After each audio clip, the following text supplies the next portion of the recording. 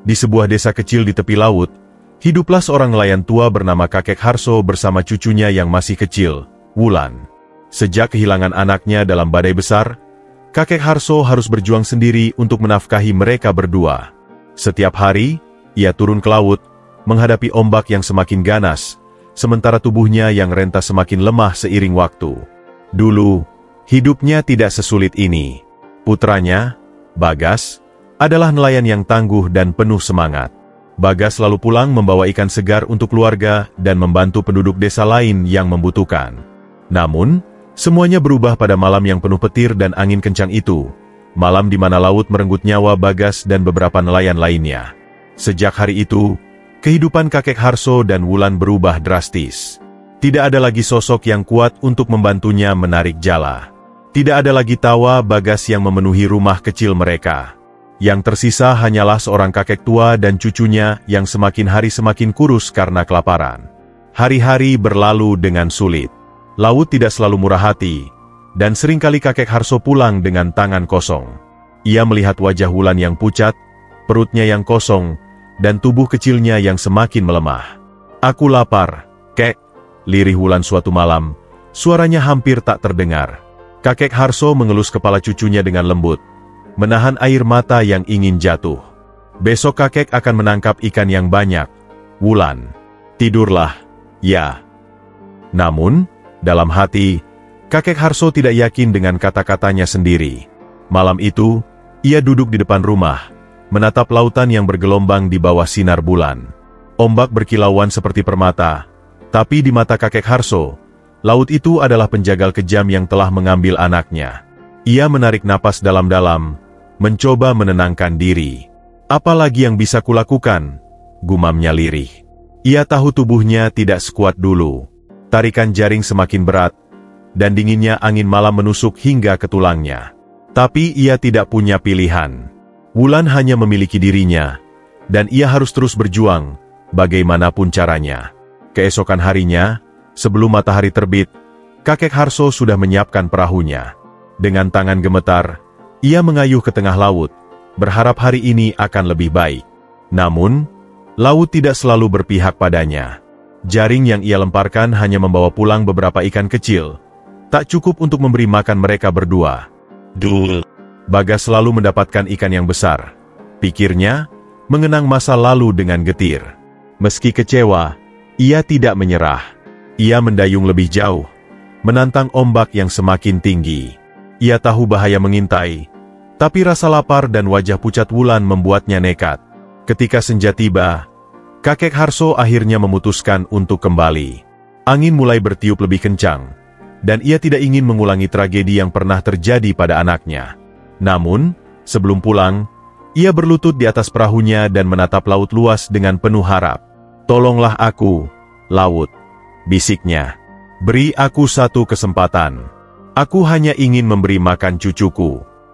Ia menutup mata sejenak, lalu dengan sisa tenaga, ia melemparkan jaringnya sekali lagi ke dalam air. Entah mengapa, hatinya merasa berbeda kali ini. Seakan ada sesuatu yang akan terjadi. Jaring tenggelam perlahan ke dalam kegelapan laut. Angin berhenti berhembus. Ombak menjadi lebih tenang. Dan saat Kakek Harso mulai menariknya kembali, jaring itu terasa lebih berat dari biasanya. Jantungnya berdegup kencang. "Apakah ini ikan besar?" pikirnya, sedikit berharap. Namun, saat ia menarik jaring itu sepenuhnya ke atas perahu, matanya membelalak. Di antara jaring basah itu, terbaring seorang gadis berambut panjang berkilau. Tubuhnya dingin, wajahnya pucat, dan ia tampak tak sadarkan diri. Kakek Harso terdiam, hatinya dipenuhi kebingungan dan ketakutan. Siapa gadis ini? Bagaimana bisa ia ada di tengah laut? Dan yang paling penting, apakah ia masih hidup? Laut akhirnya menjawab doanya, tapi dengan cara yang tidak pernah ia bayangkan. Angin laut berhembus lembut, membawa aroma asin yang khas. Petang itu, bulan menggantung tinggi di langit. Cahayanya menari di atas permukaan air seperti bintang-bintang yang jatuh ke lautan.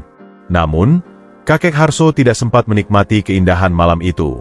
Ia duduk di dalam perahunya yang bergoyang pelan, menatap jaring yang baru saja ia tarik dengan napas tersengal. Yang ada di dalamnya bukan ikan, bukan tangkapan yang bisa ia bawa pulang untuk memberi makan Wulan. Sebaliknya, jaring itu menjerat seorang gadis muda berambut panjang, tubuhnya basah kuyup dan dingin seperti batu. Kakek Harso menelan ludah. Jantungnya berdebar kencang. Ia sudah puluhan tahun melaut, tapi belum pernah mengalami hal seperti ini. "Siapa dia?" gumamnya pelan. Gadis itu tampak tak bernapas. Wajahnya pucat seperti bulan di langit, bibirnya membiru, dan tubuhnya begitu lemah. Dengan cepat, kakek Harso berjongkok, mendekatkan telinganya ke dada gadis itu. Ia menahan napas, mencari tanda kehidupan. "Dad!" Sebuah denyut lemah terasa di bawah dadanya. "Masih hidup," bisik kakek Harso, separuh terkejut, separuh lega. Tanpa pikir panjang, ia mengangkat gadis itu keluar dari jaring dan membaringkannya di lantai perahu. Tangannya yang kasar menyibakkan rambut basah yang menempel di wajah gadis itu. Ia masih sangat muda, mungkin seusia Bagas ketika pertama kali belajar melaut. Namun, dari mana asalnya? Bagaimana bisa ia terjebak di tengah laut seperti ini? Sejenak, kakek Harso menoleh ke sekeliling. Laut begitu tenang, tanpa tanda-tanda kapal karam atau perahu yang terbalik. Tidak ada suara teriakan meminta tolong. Gadis ini benar-benar muncul entah dari mana, seakan laut sendiri yang menyerahkannya kepada kakek Harso. "Aku harus segera kembali," pikirnya. Ia meraih dayung dan mulai mendayung secepat mungkin. Air laut beriak di kedua sisi perahunya, menciptakan jejak panjang menuju daratan. Angin mulai bertiup lebih kencang, seakan mendorongnya untuk segera pulang. Di pangkuannya, gadis itu masih terbaring diam, nafasnya tipis, tapi ada. "Semoga aku tidak terlambat," gumamnya, sementara hatinya dipenuhi pertanyaan yang tak terjawab. Butuh waktu hampir 1 jam bagi kakek Harso untuk sampai kembali ke dermaga kecil di tepi desa. Saat perahunya menyentuh pasir, ia segera menggendong gadis itu dan melangkah cepat menuju rumahnya yang sederhana. Wulan, yang tertidur di atas tikar lusuh, terbangun mendengar suara pintu berderit. Matanya mengerjap-ngerjap saat melihat kakek Harso masuk dengan membawa seseorang di dalam pelukannya. "Kek, siapa itu?" tanyanya dengan suara lemah. Kakek Harso menghela napas, membaringkan gadis itu di dekat perapian yang hampir padam. Kakek juga tidak tahu, Wulan. Kakek menemukannya di laut. Wulan berjalan mendekat, matanya menatap gadis asing itu dengan penuh rasa ingin tahu. Rambutnya panjang dan indah, wajahnya cantik meski pucat. Dia masih hidup?" Wulan bertanya lagi. "Masih, tapi sangat lemah." Kakek Harso bergerak cepat. Ia mengambil selimut tipis mereka yang sudah tua dan menutupkan ke tubuh gadis itu, berharap bisa menghangatkannya. Lalu ia meraih kendi berisi air dan menuangkannya ke dalam cangkir kayu. "Dia harus minum," katanya sambil menyentuh bibir gadis itu dengan ujung cangkir. Setetes air jatuh ke bibirnya. Sesaat tidak ada reaksi, tapi kemudian, bibir gadis itu bergerak sedikit. Napasnya semakin terdengar, meski masih sangat lemah. Wulan menggenggam tangan kakeknya, menatapnya dengan mata penuh harap. "Apa dia akan baik-baik saja, Kek?" Kakek Harso tidak segera menjawab. Ia hanya menatap gadis itu dengan sorot mata penuh kecemasan. "Kakek tidak tahu, Wulan," jawabnya akhirnya, suaranya pelan. "Tapi kita akan melakukan yang terbaik untuk membantunya." Malam semakin larut. Angin bertiup lembut melalui celah-celah dinding bambu rumah mereka. Api perapian berkedip redup, memantulkan bayangan di wajah gadis yang masih tertidur itu. Kakek Harso duduk di dekatnya, matanya tetap tertuju pada wajah asing yang kini berada dalam perawatannya. "Apa kau datang membawa berkah, ataukah kau akan membawa malapetaka?" pikirnya dalam hati. Namun, jauh di lubuk hatinya, ia tahu bahwa pertemuan ini bukan kebetulan. Laut telah mengirimkan gadis ini kepadanya. Dan apapun yang akan terjadi setelahnya, ia harus siap menghadapinya. Matahari pagi mulai naik perlahan di ufuk timur, menyinari rumah kecil kakek Harso dengan cahayanya yang hangat. Angin laut berembus lembut, membawa aroma asin yang khas, menyapu masuk melalui celah-celah dinding bambu. Di sudut ruangan, Mira masih terbaring lemah, meski matanya kini terbuka sepenuhnya. Wulan duduk di dekatnya, menatapnya dengan penuh rasa ingin tahu, sementara kakek Harso berdiri tak jauh, mengamati gadis itu dengan sorot mata penuh pertimbangan. "Apa kau merasa lebih baik?"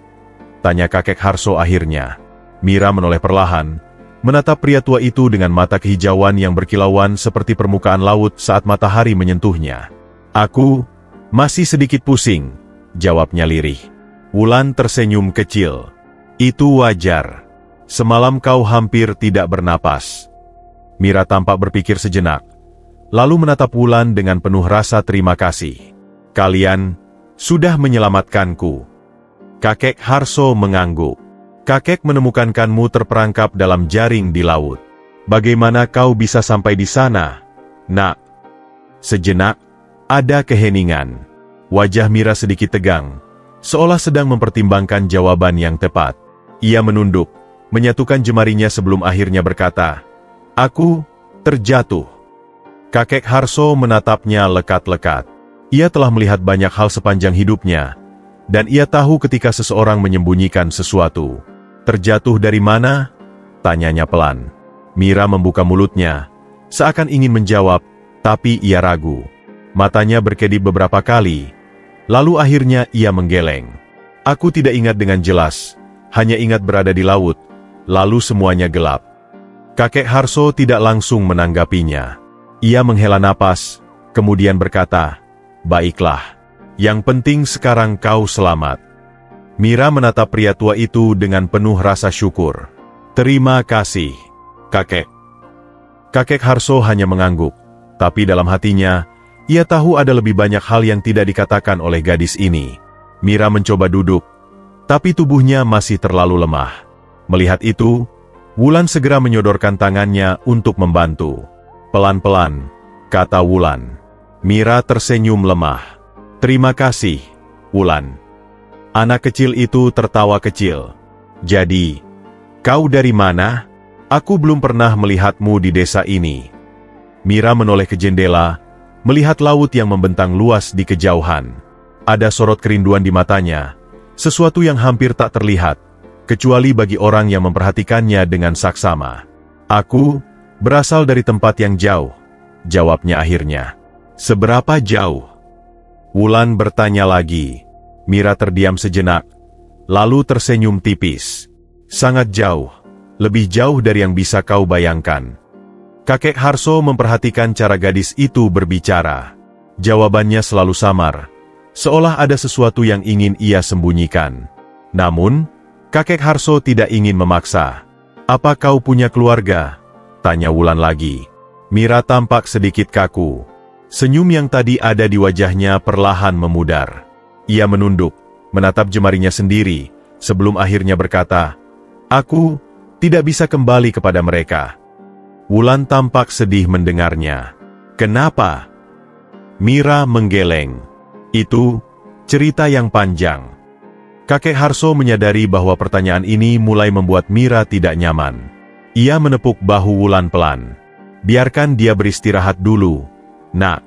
Mungkin nanti dia akan bercerita sendiri jika sudah siap." Wulan mengangguk meski rasa penasarannya masih besar. Hari itu berlalu perlahan. Mira tetap beristirahat di dalam rumah, sementara kakek Harso pergi ke pantai untuk memperbaiki jaringnya yang rusak. Wulan menemaninya, membantunya sebisanya, meski gadis kecil itu lebih sering bermain dengan pasir. Saat mereka bekerja, seorang nelayan lain, Pak Surya, berjalan mendekat. Ia adalah salah satu tetua desa, pria dengan janggut putih dan mata tajam yang selalu memerhatikan segala sesuatu di sekitarnya.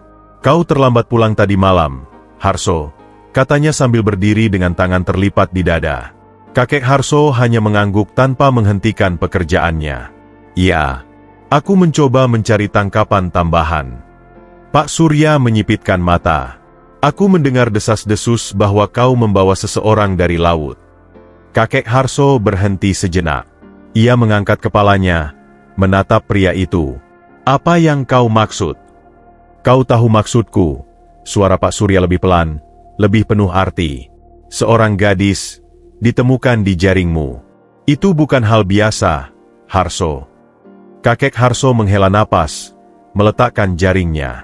"Aku menemukannya dalam keadaan hampir mati. Aku tidak bisa membiarkannya begitu saja." Pak Surya menatapnya lama, lalu berkata, "Kau tahu, Harso, lautan memiliki rahasia. Dan tidak semua yang datang dari laut bisa membawa keberuntungan." Mata kakek Harso mengeras.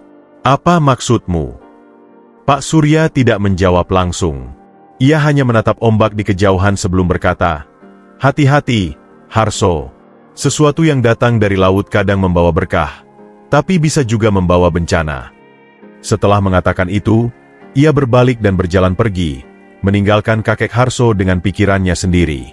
Di dalam rumah kecil mereka, Mira menatap laut dari jendela dengan mata yang penuh rahasia. Seolah ia tahu bahwa sesuatu akan segera terjadi.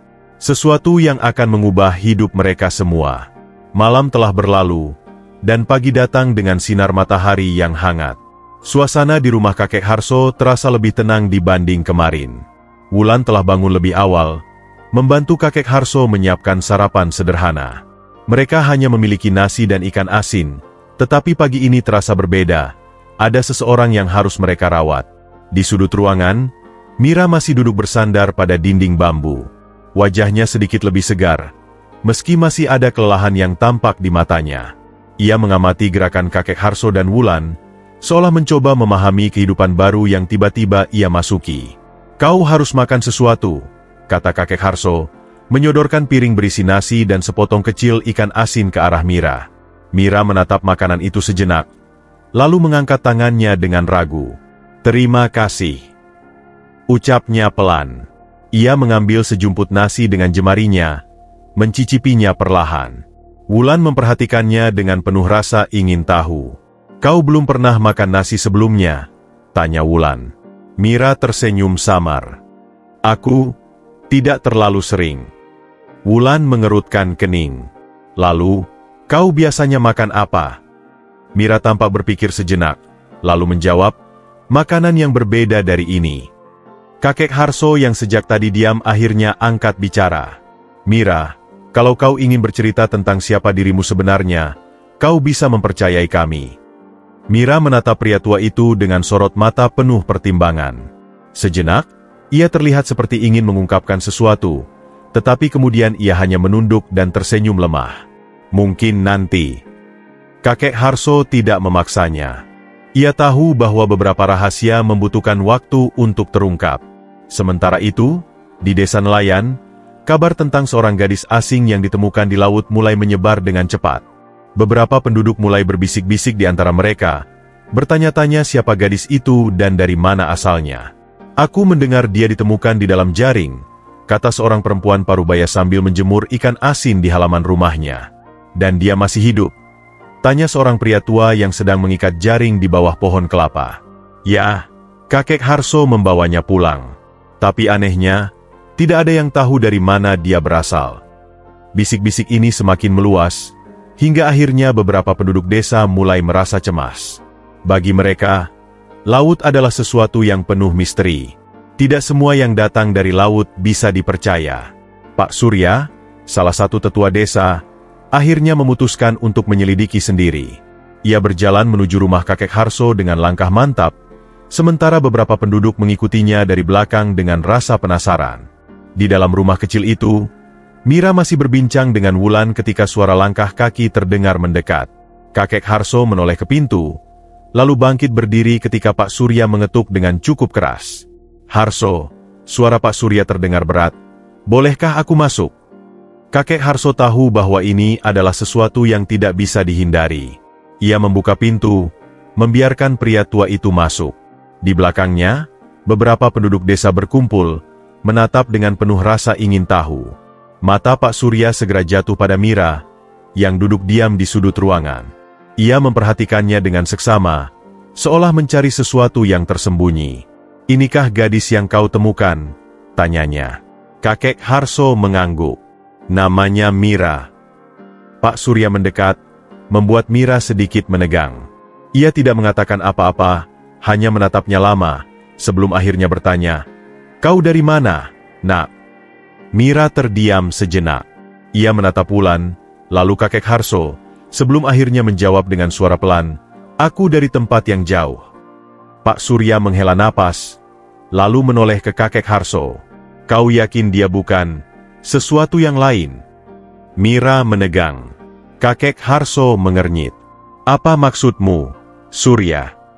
Kau tahu legenda tentang mereka yang berasal dari laut, kata Pak Surya dengan suara rendah. Mereka bisa muncul dalam wujud manusia, tapi mereka bukan manusia seperti kita.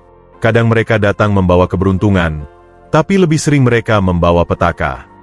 Mata Mira melebar sedikit, tapi ia tetap diam. Kakek Harso menatap pria itu dengan tegas. Dia hanya seorang gadis yang hampir mati di laut. Aku tidak bisa membiarkannya begitu saja. Pak Surya masih terlihat ragu. Ia menatap Mira sekali lagi, seolah mencoba membaca pikirannya, lalu akhirnya berkata, "Baiklah, tapi jika sesuatu terjadi, Harso, kau harus bertanggung jawab." Setelah itu, ia berbalik dan keluar dari rumah, diikuti oleh penduduk desa yang masih berbisik-bisik di antara mereka. Saat pintu tertutup, Mira menghela napas panjang. "Kau baik-baik saja?" tanya Wulan. Mira tersenyum lemah. "Aku sudah terbiasa." Kakek Harso duduk di dekat perapian, menatap gadis itu dengan pandangan penuh pertanyaan. "Kau menyembunyikan sesuatu, bukan?" tanyanya pelan. Mira menatapnya lama. Lalu, dengan suara nyaris berbisik, ia menjawab, "Ya, tapi aku tidak bisa mengatakannya sekarang." Di luar, laut bergelombang pelan, seolah menyimpan rahasia yang hanya bisa dipahami oleh mereka yang berasal darinya. Malam kembali menyelimuti desa nelayan dengan keheningannya. Angin berhembus lembut membawa aroma garam, sementara deburan ombak terdengar sayup-sayup dari kejauhan. Di dalam rumah kecil kakek Harso, suasana masih terasa tegang setelah kedatangan Pak Surya dan para penduduk desa siang tadi.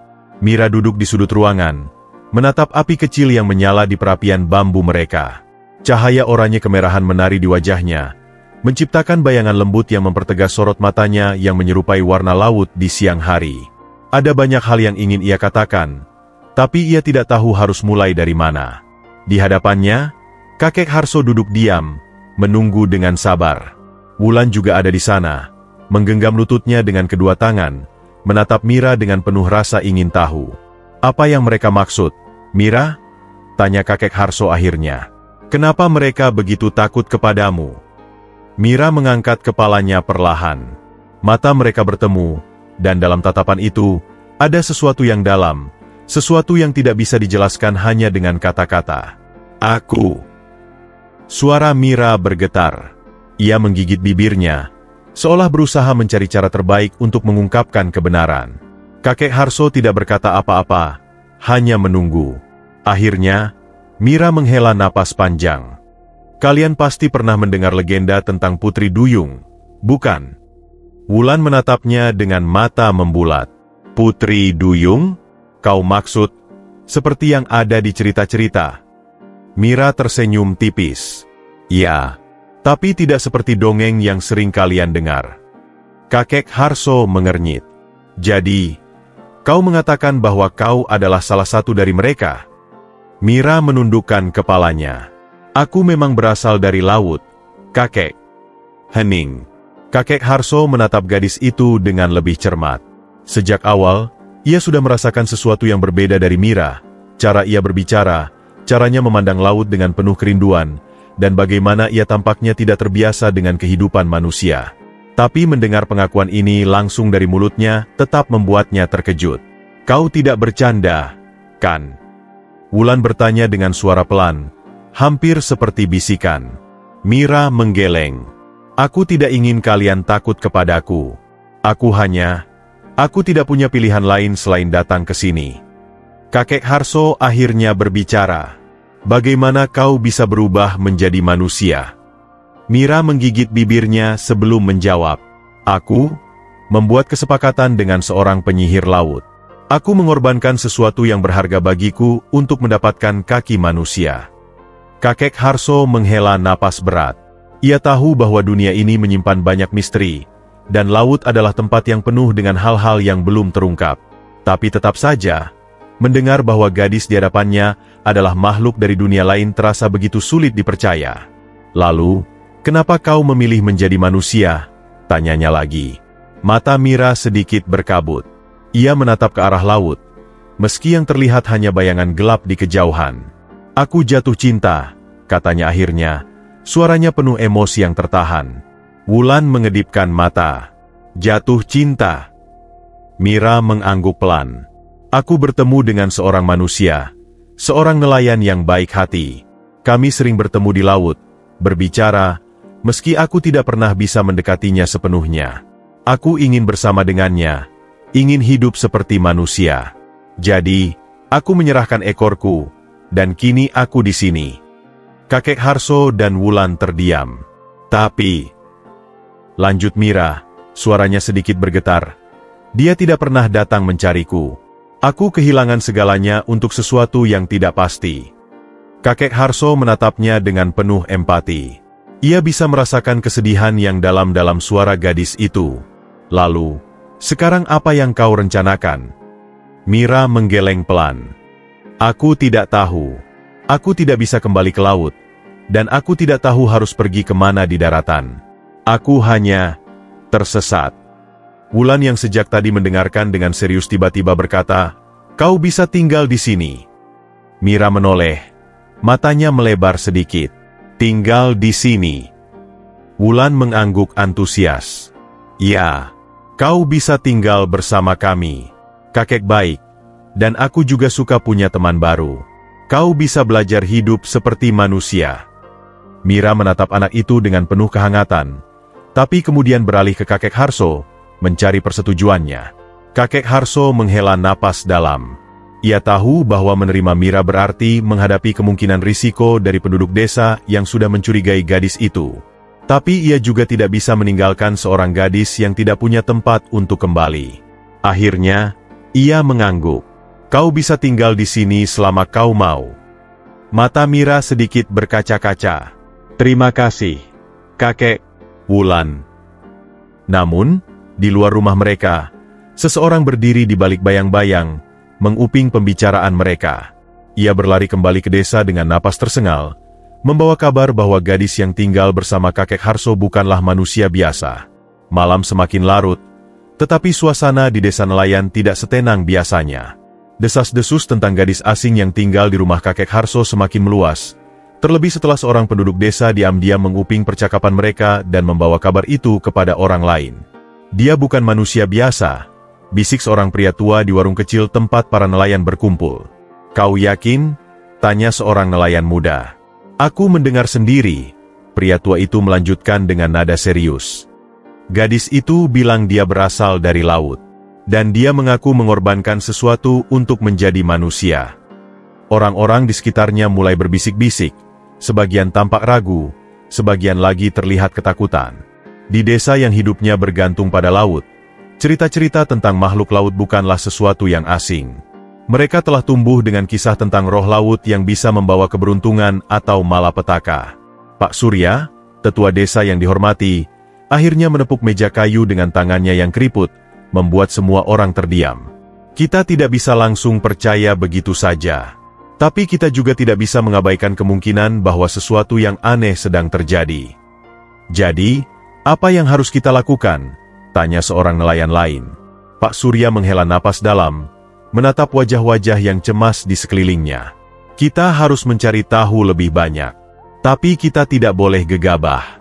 Jika benar dia bukan manusia, kita harus tahu niatnya sebelum mengambil keputusan."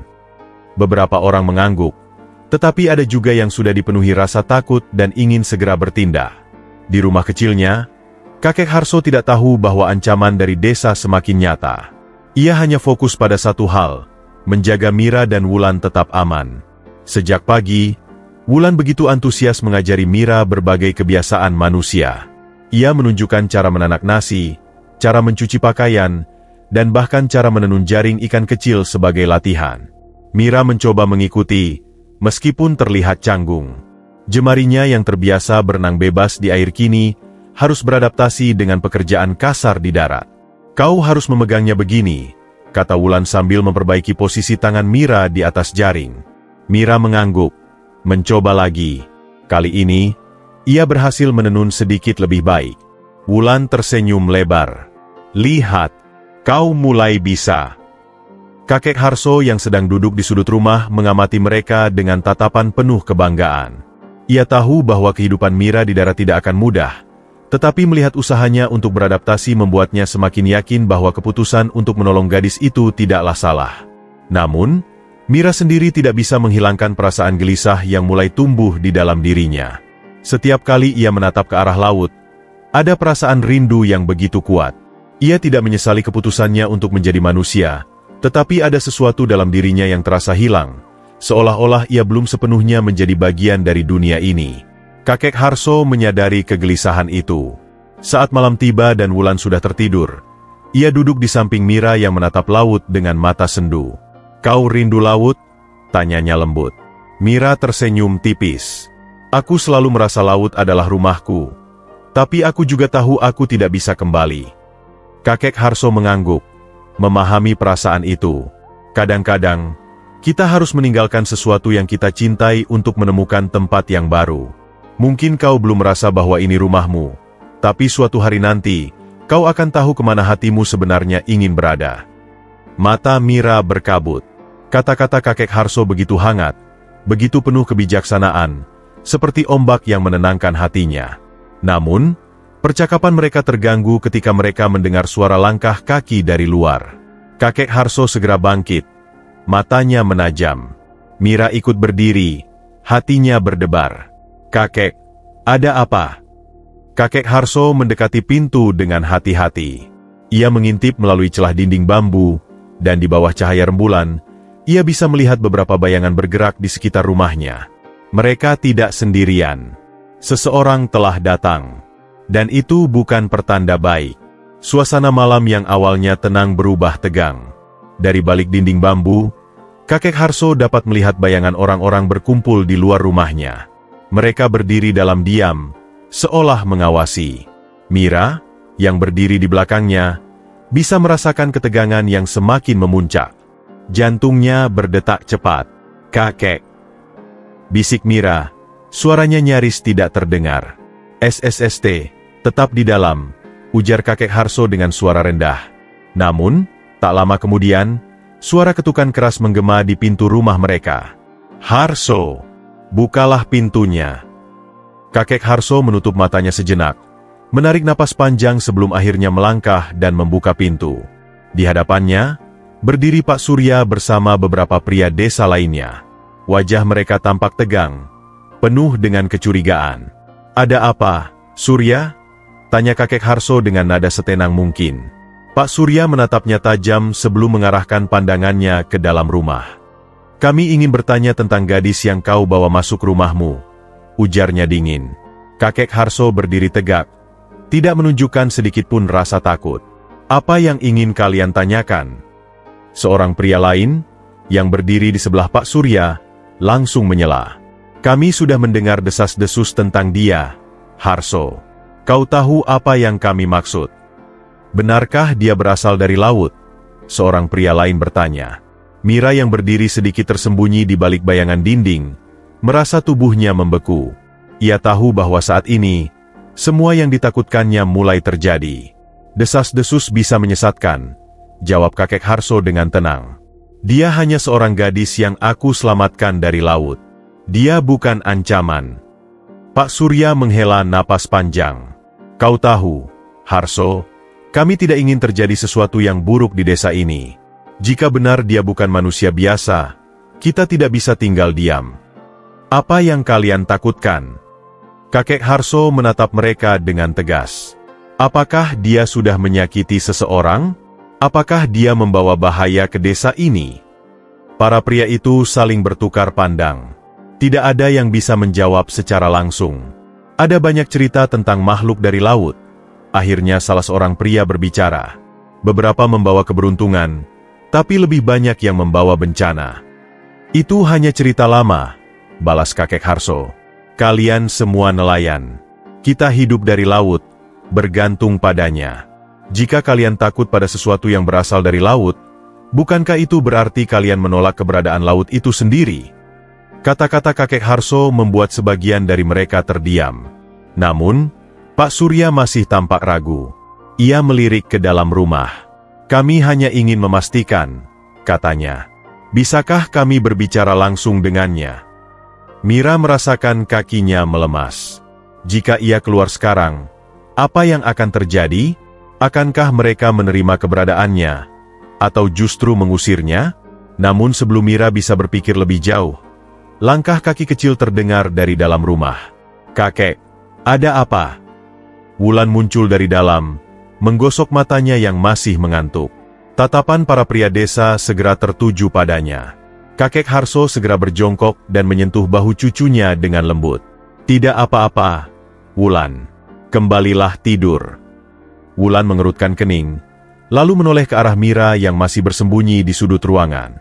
Saat melihat wajah Mira yang ketakutan, ia segera berdiri di depan gadis itu, seolah ingin melindunginya. "Mira tidak melakukan kesalahan apapun," serunya, mengejutkan semua orang. "Kenapa kalian datang ke sini seolah-olah dia berbahaya?" Pak Surya dan para pria desa terkejut dengan keberanian anak kecil itu. "Kami hanya ingin memastikan," Pak Surya mulai berbicara, tetapi Wulan tidak membiarkannya selesai. "Kalian semua menghakimi Mira hanya karena dia berbeda." Suara Wulan terdengar lantang. "Dia baik. Dia membantuku, dia belajar bekerja seperti manusia, dan dia bahkan tidak pernah menyakiti siapapun." Mira menatap gadis kecil itu dengan mata berkaca-kaca. Wulan membelanya tanpa ragu, meskipun ia tahu betapa banyak orang yang menentangnya. Kakek Harso tersenyum bangga melihat keberanian cucunya. Ia kemudian menatap Pak Surya. "Kau sudah dengar sendiri, Surya. Jika seorang anak kecil saja bisa menerima Mira tanpa rasa takut, kenapa kalian tidak bisa?" Pak Surya terdiam. Ia melihat Wulan, kemudian menatap Mira yang masih berdiri di belakangnya. Akhirnya, dengan helaan napas panjang, ia berkata, "Baiklah. Tapi jika ada sesuatu yang terjadi, kami tidak akan tinggal diam." Tanpa berkata lebih lanjut, ia memberi isyarat kepada para pria desa untuk pergi. Satu persatu, mereka berbalik dan meninggalkan rumah kakek Harso. Saat suara langkah mereka semakin jauh, Mira akhirnya membiarkan napasnya yang tertahan keluar. "Kakek." "Wulan, terima kasih," bisiknya. Suaranya penuh emosi. Kakek Harso menepuk bahunya dengan lembut. "Kau tidak sendiri, Nak. Kau punya keluarga di sini." Mira menunduk. Hatinya terasa lebih hangat dari sebelumnya. Tapi jauh di dalam dirinya, ia tahu bahwa meskipun malam ini mereka berhasil menghindari bahaya, kecurigaan penduduk desa belum sepenuhnya hilang. Dan suatu saat nanti, mereka mungkin akan datang kembali. Pagi menyingsing perlahan, menggantikan ketegangan malam sebelumnya dengan sinar mentari yang lembut. Namun, bagi Mira, perasaan gelisah masih mengendap di dalam dadanya. Meskipun kakek Harso dan Wulan telah berdiri di sisinya, ia tahu bahwa ancaman dari penduduk desa belum sepenuhnya hilang. Ia duduk di tepi rumah, memandangi laut yang berkilauan di terpa cahaya pagi. Ombak bergerak perlahan, seolah sedang membisikkan sesuatu yang hanya bisa dipahami oleh mereka yang berasal dari kedalamannya. "Apakah kau merindukan laut?" Suara kakek Harso membuyarkan lamunan Mira. Ia menoleh dan melihat lelaki tua itu berdiri di dekatnya, membawa 2 cangkir teh hangat. Mira tersenyum tipis saat menerimanya. "Ya," jawabnya jujur. "Aku rindu suara ombak, arus yang membawaku kemana saja, dan kebebasan di dalamnya." Kakek Harso duduk di sampingnya, menyeruput teh dengan tenang. "Tapi kau juga ingin menjadi manusia, bukan?" Mira mengangguk. "Aku pikir begitu. Aku ingin merasakan cinta seperti manusia, hidup di daratan. Tapi sekarang aku mulai bertanya-tanya apakah aku benar-benar membuat keputusan yang tepat." Kakek Harso terdiam sejenak sebelum menjawab. "Kadang-kadang, saat kita mengambil jalan baru, kita akan merasa ragu. Itu wajar. Tapi jangan biarkan ketakutan membuatmu lupa alasan mengapa kau memilih jalan itu." Mira menatapnya dengan mata penuh kebimbangan. "Aku memilih jalan ini untuk cinta," katanya dengan suara pelan. "Tapi orang yang kucintai bahkan tidak pernah datang mencariku." Kakek Harso menarik napas panjang. Ia menatap laut, seolah sedang mencari jawaban di antara ombak yang terus berulang. Cinta memang bisa menjadi alasan yang kuat untuk berubah, tapi jangan biarkan cinta yang tidak membalasmu menghancurkan dirimu sendiri. Mira menggenggam cangkirnya lebih erat. Kata-kata itu terasa menyakitkan, Tetapi ia tahu kakek Harso benar. Tiba-tiba, langkah kaki kecil terdengar dari belakang mereka. "Mira, kakek." Wulan berlari dengan napas tersengal. Wajahnya dipenuhi kegembiraan. "Kalian harus lihat ini." Mereka bertukar pandang sebelum mengikuti gadis kecil itu ke pantai. Di tepi pantai, sesuatu yang aneh telah terjadi. Di antara buih ombak, terhampar benda-benda yang berkilauan, mutiara, karang berbentuk indah, dan cangkang-cangkang laut yang tampak begitu sempurna. Mira mendekati benda-benda itu, mengambil salah satu mutiara dan mengamatinya dengan cermat. Matanya membesar ketika ia menyadari sesuatu. Ini bukan kebetulan." Kakek Harso mengernyit. "Apa maksudmu?" Mira menatap laut dengan penuh perasaan. "Ini adalah pesan dari laut. Seseorang dari bawah sana ingin memberitahuku sesuatu." Wulan berjongkok, mengambil sebutir mutiara lain. "Tapi bagaimana mungkin? Siapa yang mengirimnya?" Mira menggigit bibirnya. "Aku tidak tahu pasti, tapi jika laut mengirim pesan, itu berarti sesuatu akan terjadi." Angin laut bertiup lebih kencang, seolah memperkuat firasat buruk yang mulai menyelimuti hatinya. Tanpa mereka sadari, dari kejauhan, seorang penduduk desa yang sedang berjalan di sepanjang pantai melihat kejadian itu. Ia memperhatikan Mira yang mengumpulkan benda-benda dari laut dengan ekspresi yang aneh. Tanpa berpikir panjang, ia bergegas kembali ke desa. Rumor baru akan segera tersebar, dan kali ini, ancaman yang datang bisa lebih besar dari sebelumnya. Angin bertiup lebih kencang, membawa aroma asin laut yang semakin kuat. Ombak yang biasanya tenang kini bergelora, seolah menyampaikan pesan yang belum terungkap. Seluruh penduduk desa menatap ke arah pantai. Tubuh mereka menegang saat siluet seseorang semakin jelas di antara gulungan ombak. Mira menahan napas. Hatinya berdebar kencang, bukan hanya karena ketakutan terhadap amarah penduduk desa, tetapi juga karena sosok yang perlahan muncul dari lautan. Seorang pria berdiri di tepi air, dengan pakaian yang tampak setengah basah oleh ombak. Rambut hitamnya berkilauan di bawah sinar matahari, dan matanya yang tajam menatap lurus ke arahnya. Mira mengenali pria itu seketika. "Raka," bisiknya pelan, nyaris tak terdengar. Namun, Wulan, yang berdiri di sampingnya, langsung menoleh. "Mira, kau mengenalnya?" Mira tidak menjawab. Tubuhnya terasa kaku. Pikirannya berputar dengan begitu banyak pertanyaan. Raka, manusia yang dulu membuatnya rela mengorbankan ekornya dan kehidupannya di laut, kini berdiri di hadapannya. Tetapi mengapa? Mengapa dia baru datang sekarang? Penduduk desa saling berbisik, kebingungan dan waspada. Pak Surya, yang sejak awal memimpin kecurigaan terhadap Mira, melangkah maju. "Siapa kau?" Suaranya tegas. Raka menatapnya sebentar sebelum kembali fokus pada Mira.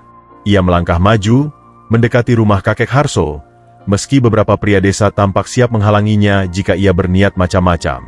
"Mira," katanya, suaranya dalam dan sedikit gemetar. "Aku akhirnya menemukanmu." Mira menggigit bibirnya. Dadanya terasa sesak oleh emosi yang bercampur aduk. "Kenapa kau di sini?" tanyanya. Suaranya penuh dengan keraguan dan kemarahan yang tertahan. Raka berhenti beberapa langkah darinya. "Aku mencarimu. Aku tidak tahu kau masih hidup sampai aku mendengar kabar dari laut." Kata-kata itu membuat Mira terdiam. Kabar dari laut? Apakah itu berarti mutiara dan benda-benda yang datang ke pantai memang benar dikirim untuknya? Pak Surya mengerutkan kening, merasa semakin curiga. "Kau tahu sesuatu tentang gadis ini?" Raka mengangguk, lalu menatap penduduk desa dengan penuh keyakinan. "Mira bukan ancaman bagi kalian. Dia berasal dari laut, benar, tapi dia bukan makhluk yang akan membawa bencana. Dia lebih manusiawi daripada banyak manusia yang pernah aku temui."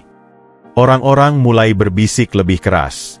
"Kau bilang dia berasal dari laut? Jadi, benar dia bukan manusia? Kalau begitu, kenapa dia ada di sini?" Mira merasakan ketakutan semakin menekan dadanya.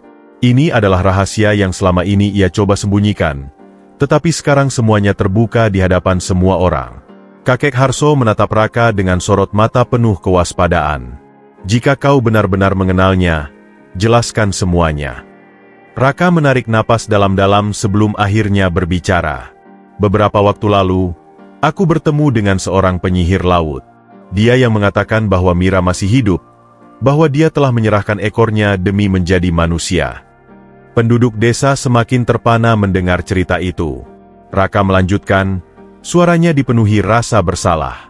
Aku tidak pernah tahu bahwa dia melakukan itu untukku. Aku pikir, aku telah kehilangannya selamanya. Tapi setelah aku tahu kebenarannya, aku tidak bisa tinggal diam. Aku harus mencarinya. Mata Mira berkaca-kaca. Selama ini, ia menunggu Raka datang mencarinya, tetapi ia tidak pernah muncul. Dan sekarang, setelah semua yang terjadi, setelah ia hampir merasa nyaman dengan hidupnya di daratan, Raka baru datang. Kenapa sekarang? Suaranya hampir berbisik, tetapi penuh dengan rasa sakit. Raka tampak terpukul oleh pertanyaan itu. Aku tidak tahu. Aku tidak tahu kau masih hidup. Dan sekarang aku di sini, karena aku ingin menepati janji yang bahkan belum sempat aku ucapkan.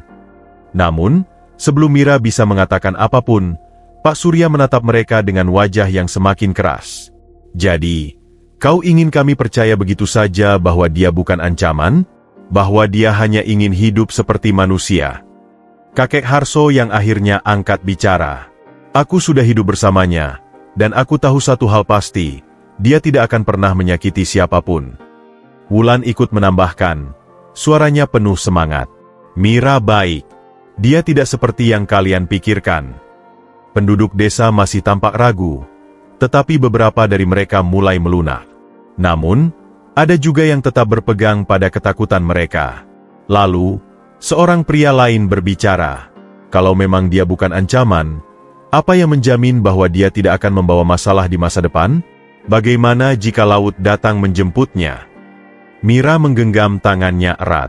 Ia tahu, tak peduli seberapa keras ia mencoba, tetap saja ada orang-orang yang tidak bisa menerimanya.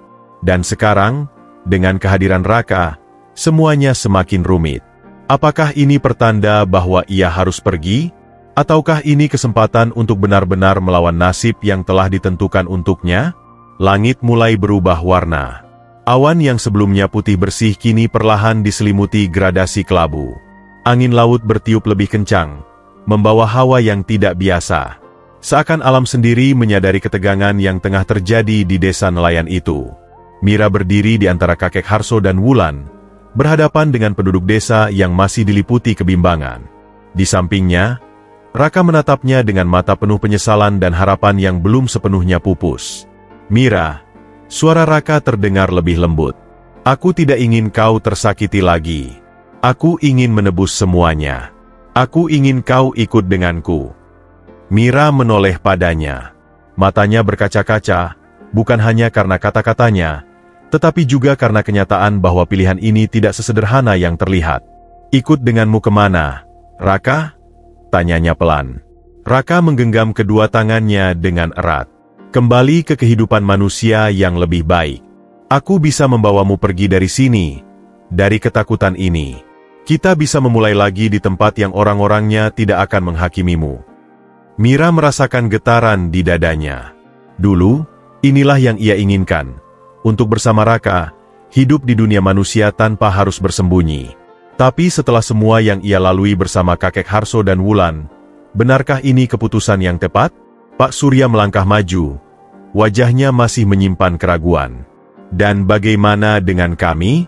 Jika dia tetap di sini, akankah kita semua hidup dalam ketakutan, menunggu sesuatu yang buruk terjadi? Kakek Harso akhirnya bersuara. Ketakutan tidak akan pernah berakhir jika kalian terus memupuknya. Aku telah mengenal Mira lebih lama dari kalian semua.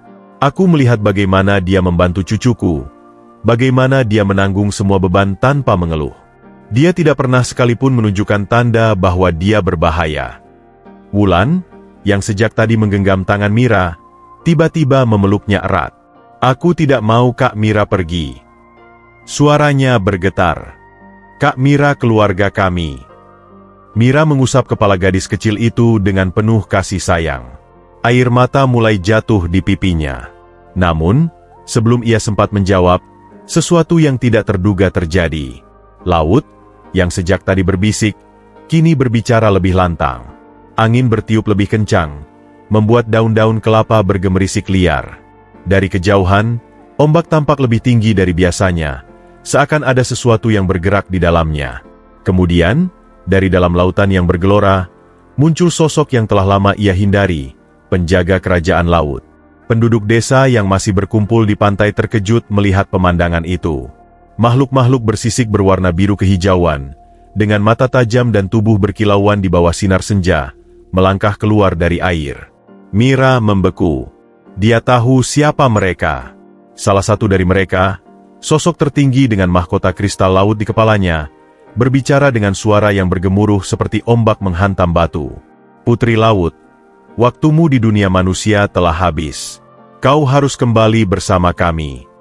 Penduduk desa menatap Mira dengan campuran ketakutan dan keterkejutan. Pak Surya melangkah mundur, terdiam. Warga yang lain pun mulai membisikkan doa dan memegang tangan satu sama lain, seolah ketakutan akan sesuatu yang lebih besar. Kakek Harso menatap Mira dengan tatapan penuh pertanyaan. Putri Laut? Raka pun tampak terkejut. Mira, siapa mereka? Mira menelan ludah. Tubuhnya bergetar. Ia sudah menduga bahwa hari ini akan tiba, tetapi tidak menyangka akan datang secepat ini. Ia melangkah maju. Aku bukan lagi bagian dari laut, katanya, suaranya bergetar. Aku telah memilih menjadi manusia. Sosok bertubuh tinggi itu menatapnya tajam. Tapi kau melanggar hukum kerajaan. Keberadaanmu di sini telah mengganggu keseimbangan. Dan kini, laut sendiri yang memanggilmu kembali. Mira menoleh ke arah kakek Harso dan Wulan. Ia melihat ketakutan di mata mereka, tetapi juga kasih sayang yang tulus. Kemudian, ia melihat Raka, pria yang dulu membuatnya mengorbankan segalanya. Tapi apakah benar, setelah semua yang terjadi, ia masih ingin kembali bersamanya? Mira menarik napas panjang. Ia sadar bahwa saatnya memilih telah tiba. Ia bisa kembali ke laut, kembali ke dunia yang dulu dikenalnya. Atau ia bisa tetap di daratan, menerima konsekuensi dari pilihannya, meskipun itu berarti harus menghadapi amarah lautan. Angin semakin kencang.